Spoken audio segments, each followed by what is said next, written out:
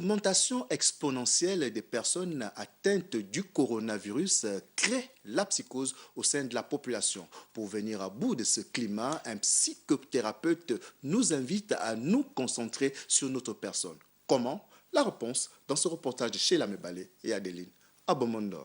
L'augmentation des cas testés positifs au Gabon fait naître au sein de la population de la psychose et de l'angoisse. Ce qui amène aujourd'hui certains d'entre eux à ne plus se rendre dans les structures sanitaires en cas de fièvre et de mal de tête.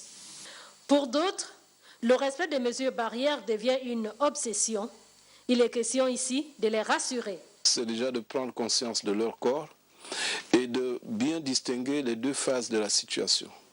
Il y a une phase qui est générale, qui ne nous appartient pas. C'est le virus qui est là, qui est dans l'air et que personne ne sait où il se trouve.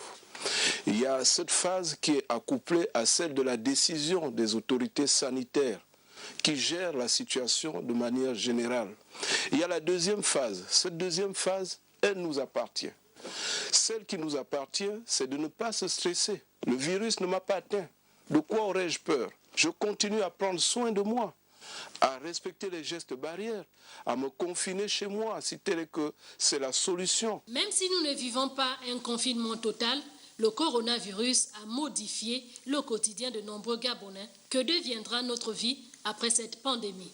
Que je continue à prendre soin de moi pour ne pas arriver à l'hôpital, pour ne pas vivre cette peur qui n'existe pas encore.